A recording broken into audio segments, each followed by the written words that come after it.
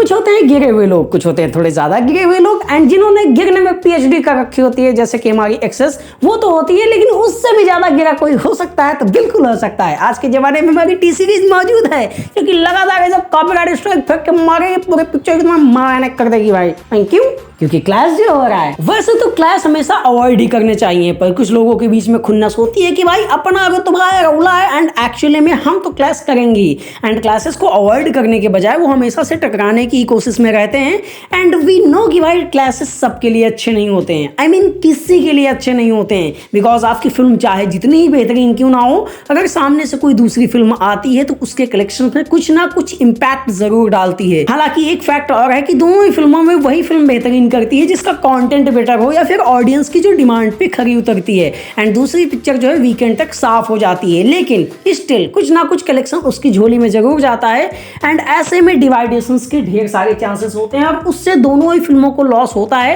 And past में हमने ऐसे बहुत सारे एग्जांपल्स देखे हैं, लेकिन कुछ मामलों में क्लैशेस इतना ज्यादा भी इफेक्ट नहीं डालते हैं एक दूसरे के ऊपर, और मेनली जब उन फिल्मों के कंटेंट और जॉनरा दोनों ही अलग होते हैं तो बहुत ही कम नुकसान होता है एक दूसरी फिल्म को। एज लाइक कि लास्ट ईयर गदर 2 आई थी एंड उसी के साथ ओ माय गॉड 2, एंड दोनों ही मूवीज ने, गदर 2 ने पठान का रिकॉर्ड तोड़ा, 500 करोड़ के क्लब में गई। अक्षय कुमार को काफी टाइम बाद एक हिट मूवी मिली थी ओ माय गॉड 2 के जरिए, जिसने अप्रॉक्सीमेटली 150 करोड़ रुपए कमाए थे। तो दोनों ही फिल्में अपने जॉनरा एंड अपने सिस्टम के हिसाब से, अपने लेवल के हिसाब से बहुत ही अच्छा कलेक्शन करके गई। इवन लास्ट ईयर एक बारबी और ओपेनहाइमर दोनों ही फिल्में एक साथ आई एंड उनके साथ कुछ टैग्स भी यूज हुए, एज लाइक कि बारबी हाइमर जैसी थीम चली कि भाई बारबी भी देखेंगे एंड ओपेनहाइमर भी देखेंगे, दोनों की ही ऑडियंस काफी डिफरेंट है एंड दोनों ही मूवीज ने काफी बेहतरीन लेवल से बॉक्स ऑफिस कलेक्शन किया। इवन कि ओ माय गॉड 2 एंड गदर 2 के टाइम पर भी ये थीम अप्लाई करी गई थी कि oh my god, as like कि ओ माय गॉड वाले गदर 2 को सपोर्ट कर रहे थे एंड गदर 2 वाले भी बोल रहे थे कि yes you can watch also the oh my God 2, because of कि दोनों ही फिल्मों की जॉनर डिफरेंट है, उन्हें पता था कि ये हमारी ऑडियंस तो नहीं खाने वाले। इवन कि John Abraham and Akshay Kumar last कई सालों से इंडिपेंडेंस डे पर जो है क्लैश करते आ रहे हैं, सत्यमेव जयते 2 हो जाए, इस साल वेदा आई थी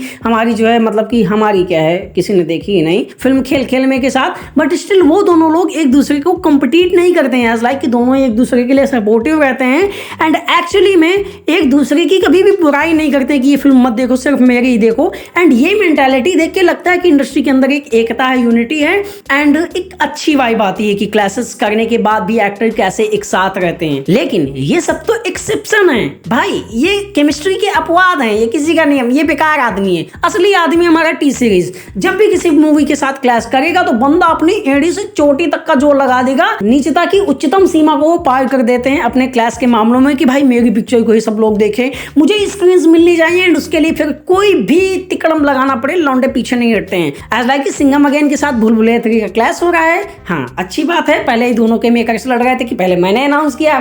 किया। हालांकि कार्तिक आर्यन कुछ इंटरव्यूज में बोल रहे हैं कि इसे क्लैश की तरह क्यों ही देखते हो, ये तो दोनों ही भाइयों वाली बात है कि भाई मेरी पिक्चर भी देखो तुम्हारी। लेकिन कार्तिक आर्यन के बोलने से क्या ही होता है, बिकॉज आपके प्रोड्यूसर तो टी सीरीज वाले हैं, भूषण कुमार हैं, अनीस बज्मी पहले कह चुके कि मैंने अनाउंस करा था, रोहित शेट्टी मैंने अनाउंस करा था। सिंघम अगेन एंड भूल भुलैया 3 के क्लैश में ये हालत हो गई है जैसे कि तुम्हारी एक्स ने तुम्हें देख लिया हो किसी और इंसान के साथ, वो भी उससे काफी 100 गुना बेटर, एंड अब वो सोच रही कि भाई मैं किल से आ गई हूँ एकदम, मैं कुछ कर भी नहीं सकती हूँ एंड जो भी कोशिश हो जाए वो करेगी जरूर। तो वही हाल टी सीरीज का है यहाँ पर। एज लाइक कि सबसे पहले जो है फाइट होती है जब भी दो फिल्में क्लैश होती हैं कि कितनी स्क्रीन में मेरी पिक्चर रिलीज करी जाएगी। सिंघम अगेन की भी मेकर्स और प्रोड्यूसर्स काफी बेटर हैं और सिंघम फ्रेंचाइज जिस तरह से अपनी एक वैल्यू रखती है फिर कॉप यूनिवर्स की चीजें, तो उसको स्क्रीन ऑफकोर्स ज्यादा मिलेंगी एंड कोई भी एग्जीबिटर्स जो है सिंघम अगेन को आसानी से स्क्रीन देने के लिए तैयार हैं। तो इस पर जो हमारे टी सीरीज के आते हैं भूषण कुमार, मेरे पास है पुष्पा 2 के राइट्स, अगर तुम हमारी भूल भुलैया 2 को जो है स्क्रीन नहीं दोगे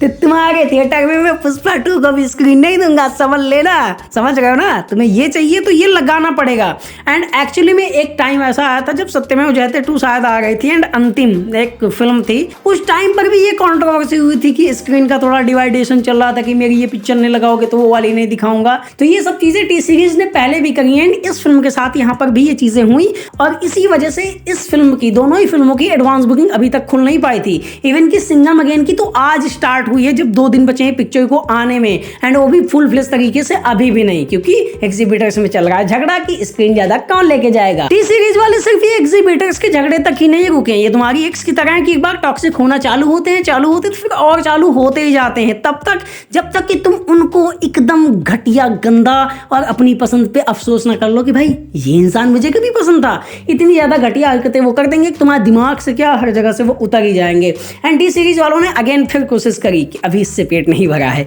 हम क्या करते हैं, कोई सा तो लूप होल होगा। एंड सिंघम अगेन और रोहित शेट्टी इतने कॉपी यूनिवर्स में ऑलरेडी लूप होल्स दे रखे हैं, तो एक और लूप होल दे दिया, वो है सिंघम अगेन का टाइटल ट्रैक, जिसमें उन्होंने 15 सेकंड के लास्ट के कुछ 15 सेकंड में फुटेजेस नहीं, एक्चुअली में म्यूजिक यूज किया सिंघम के पार्ट 1 का। अब यहाँ पर कहानी में ट्विस्ट ये है कि सिंघम के पार्ट 1 के जो म्यूजिक राइट्स हैं वो टी सीरीज कंपनी के पास हैं, एंड एक्चुअली में जो सिंघम अगेन बन रही है उसके पूरी तरह से राइट्स रिलायंस के पास हैं। सारे गाँव में उसका म्यूजिक जा रहा है, तो उस 15 सेकंड की म्यूजिक के लिए टी सीरीज वालों ने डायरेक्टली दिया कॉपीराइट स्ट्राइक, ये वीडियो हटना चाहिए, क्यों, अपन की प्रॉपर्टी है, समझ गए बात। एंड सिंघम अगेन का टाइटल ट्रैक इस तरह से जो है सारे गामा से रिमूव कर दिया जाता है कि भाई नहीं चला सकते हैं, यूट्यूब के तुम नशे जानते हो, कभी भी किसी को yellow strike, I mean yellow dollar वाला चीजें, और स्ट्राइक कभी भी किसी को दे देता है। अभी मॉर्टिन का ही तुम देख लो, वो लोग तो दे ही रहे थे। एंड अभी हालांकि फाइनली जो है उन लोगों ने री एडिट करके दोबारा से 6 घंटे पहले अपलोड किया है वो टाइटल ट्रैक, बट ये दिखाता है कि किस तरह से दो क्लासेस जहां पर एक दूसरे के साथ वो रह सकते थे